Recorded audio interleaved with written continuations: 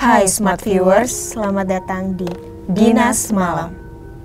Dan tugas malam ini membahas tentang misteri kasus komunitas tidak wajar di Yogyakarta. Langsung aja kita bahas. Tapi, apa kamu berani nonton sendirian?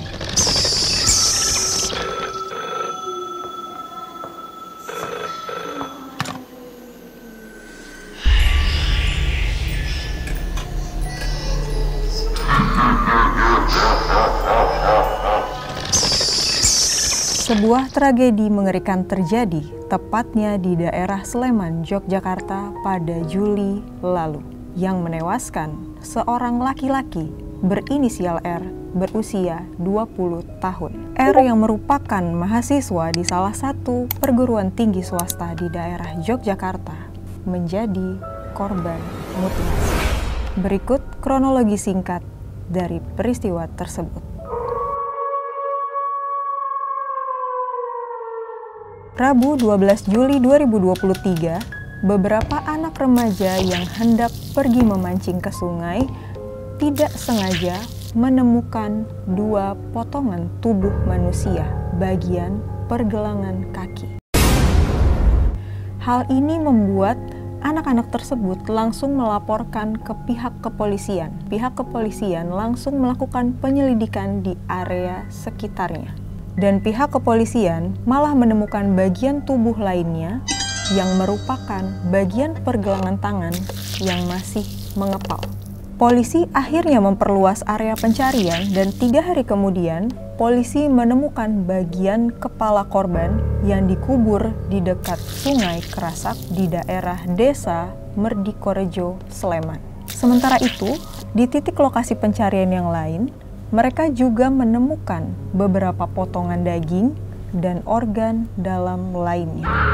Selain itu, terdapat beberapa fakta yang cukup mengagetkan di balik kejadian tersebut. Berikut adalah fakta-fakta yang terjadi di balik peristiwa tersebut.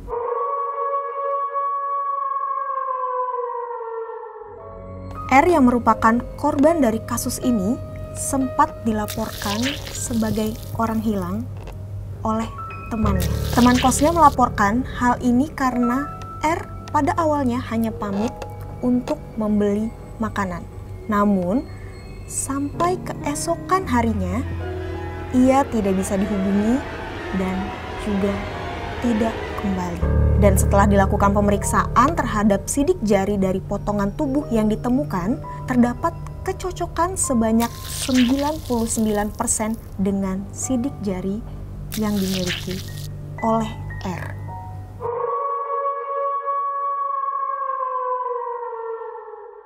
Jasad korban setelah dimutilasi disebarkan ke 5 titik yang berbeda. Tidak hanya itu saja, pelaku dengan tega, merebus pergelangan tangan dan kaki korban untuk menghilangkan sidik jari korban sebelum dimasukkan ke dalam plastik dan menyebarkannya. Diduga pelaku melakukan hal tersebut untuk menghapus jejak serta menghilangkan identitas korban.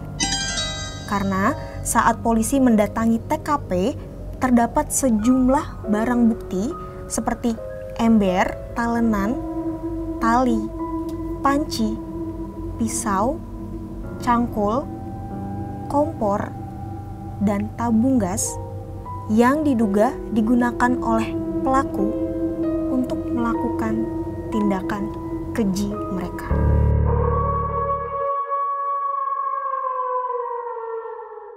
Pelaku dan korban merupakan bagian dari komunitas yang sama.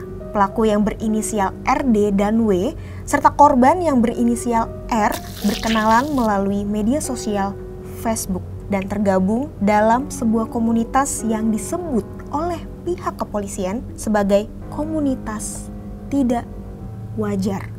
Pelaku RD mengaku datang ke Jogja atas undangan dari W yang tinggal di Sleman.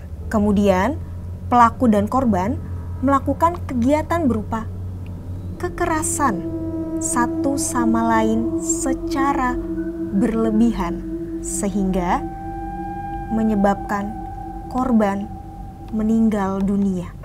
Dari peristiwa yang dialami oleh R ini, sebaiknya kita lebih bijak dalam menggunakan dan lebih berhati-hati dalam mengenal seseorang dari sosial media. Selain itu, kita juga mengucapkan bela sungkawa yang sedalam-dalamnya kepada korban serta keluarga yang ditinggalkan.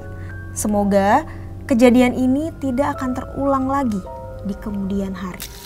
Smart viewers, apakah kalian percaya akan adanya sebuah komunitas yang melakukan tindakan tidak wajar yang mungkin selama ini tidak pernah kita ketahui? Atau mungkin ada motif tertentu yang sebenarnya tersimpan rapih di balik komunitas-komunitas tersebut? Tulis jawaban kalian di kolom komentar dan jangan lupa subscribe, nyalahin lonceng notifikasinya untuk mengetahui updatean episode Dinas Malam selanjutnya. Terima kasih buat yang udah nonton sampai akhir episode Dinas Malam. Tapi, apa kamu yakin nonton sendirian?